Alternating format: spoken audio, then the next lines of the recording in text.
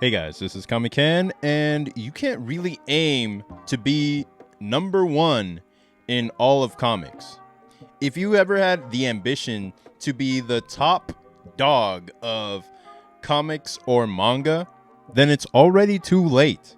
If you can't match or beat the creative output of Eiichiro Oda, it's already a losing battle.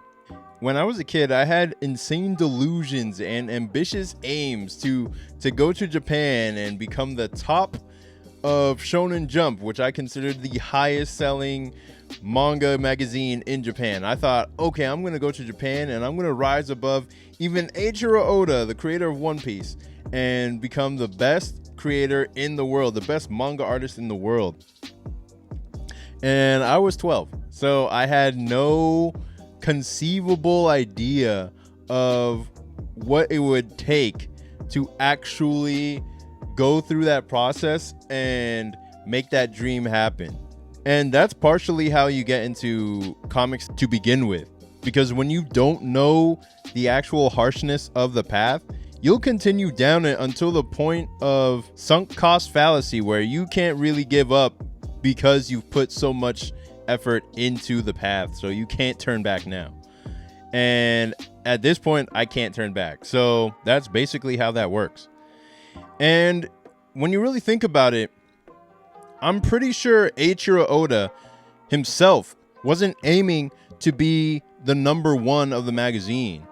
He wasn't trying to create this life-changing manga. He wasn't trying to aim to be number one in the world. It just happened to be that way. It just became that his series was what turned into the number one thing in the world, beating out Superman and Batman in terms of sales eventually over time. And it isn't something you can aim for. When I really think about it, I don't really know when it dawned on me. Maybe it was years ago, maybe it was just a few days ago. But something like One Piece is basically destined to be at the number one spot. Like some sort of providence or God or the universe or whatever you want to call it is allowing One Piece to be at that top spot, and it has created a being in Eiichiro Oda who is able to create something like One Piece to exist in the world. It's using this artist who has the drive, who has the physical capabilities, who has the mental capacity to bring something like One Piece into the world so that people can read it and enjoy it. It's almost as if the world itself needs One Piece to exist and just found the best person to bring that into existence. It might sound mystical, it might sound magical or weird, but that's really the only way to explain it. Like, you can't just decide, oh, I'm going to beat One Piece and I'll start today.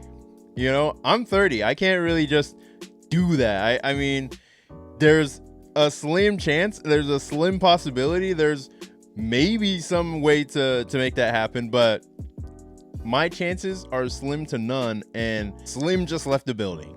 And really, there's no point in even aiming at the top spot, because if you think about the amount of work, effort, and dedication it takes to create a series that is that level of quality for that many years, it goes beyond ego. It goes beyond the gratification of the glory of creating a series that is at that top level for decades. It goes beyond your own desires and wants and material wishes, because he has to sacrifice time with his family. He has to sacrifice his own normal pleasures. He has to sacrifice his health to make a cartoon, to make a comic that other people can enjoy. He is the conduit to bring about this new series, this epic story. And he didn't choose to be it. It just happened to be the case. It just turned out to be that way. And what I mean that it goes beyond his ego gratification is that when I was a kid and I wanted to be the number one creator, the number one guy in comics or in manga, that was all ego talking. I wanted to have the glory of it. I wanted to have the money, the fame, the riches, all that stuff.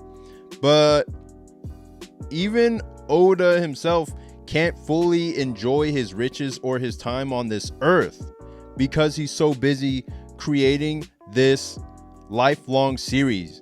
If I were to create a series out of that ego energy, I would be drawing, and then once I get the money, I would just stop drawing. Once I get the fame, I would be like, all right, well, I'm done now. Once I get the riches, once I get the glory, it would be over. I would just stop doing it. I'd be like, all right, well, I did what I had to do and I'm done. And I would go off, enjoy my riches, enjoy my money, and enjoy my life. But creating something like One Piece, or creating something almost beyond your own control, takes more than that ego gratification. Creating comics takes more than that ego gratification. You have to be in it for something deeper, something beyond your materialistic wants and desires.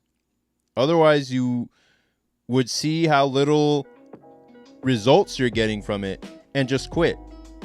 And the creator of One Piece can stop right now, and he has generational wealth for decades and for eons, for his children, his children's children, and their children, and beyond even that.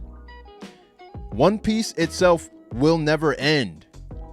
Like, the manga will end canonically at some point because the creator decided to end it, but they can keep creating properties out of One Piece ad infinitum forever.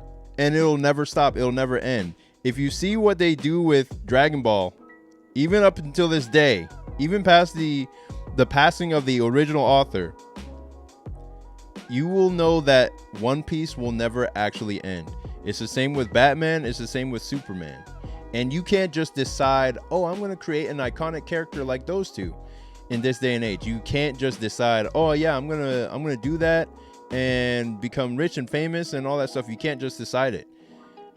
The art has to come from somewhere deeper within, some deeper need, some deeper psychological desire to create.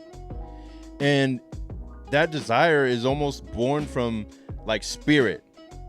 Like the world wants this thing to exist, and it's using your body to make it exist. And that's why I focus so much on the soul of a creation, the soul of work, because when you're creating from your own spirit, from your own soul, you're able to make things that connect on a larger scale, on a mass scale, like One Piece or like Dragon Ball.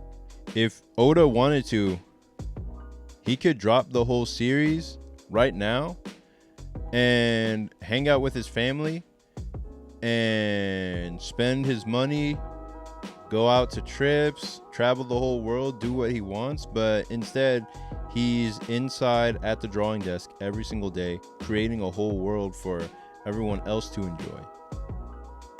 And that's why you can't aim to be number one in the field, because it goes beyond your egoic desire for glory, money, or fame, or sex even. What you can do is create from your soul, create from your heart, and let the chips fall where they may. Basically, you're creating what you're going to make, what you're genuinely compelled to make. And when you're creating from that space, you can make entirely new things that nobody has ever seen, like Biomega, or like Jing, the King of Bandits. You can make entirely new things that only you can make. And you can be number one at that because only you are able to do that, or draw in that style, or create this unique property that nobody else has ever seen. And that's really the way to go about it. Is if you have an idea, or if you have your own comic idea, you want to create it for as long as you possibly can. Let's say 10 to 15 years at least, and have a whole backlog of material that people can read through and that you can base other media properties off of. So let's say you have 15 years of your own comic or your own web comic as a backlog that people can read through when you introduce people to it. And now you have a whole backlog of material to, let's say, base a movie off of, base merch off of, base animations off of. You can make all that stuff just using your own idea, as long as you stick with it long enough for it to turn into something. And that's if you decide to go the cartoonist route, the route where you are writing and drawing your own work and turning it into something that is longer lasting, that can turn into that thing that becomes your living eventually. And if you want to read the webcomic that I'm currently trying to bring into the world, check out my latest webcomic called Saintly. It is a demon chase horror action comedy about two best friends who have to outrun the demon loan sharks that they borrowed from. Basically, it's like Scooby-Doo meets K-pop Demon Hunters without the K-pop. And the story backs the main character into a corner where she has to decide between the hard path to success or lose her soul to the lure of easy money. And we get to see the ramifications of her choice, and if she can hide this deal with the devil from her friend, or if it will tear them apart. And I hope you read my comic in the description and check out the story. It should appear in your email inbox or your spam folder if you don't see it. And I am slowly building up my backlog of material. I'm building up my characters. Their names are Vivi and Chelsea, and they are coming to a webcomic website near you very soon. But that'll be all for this video. Thanks for watching. Please rate, comment, and subscribe, and I'll see you in the next one. Peace.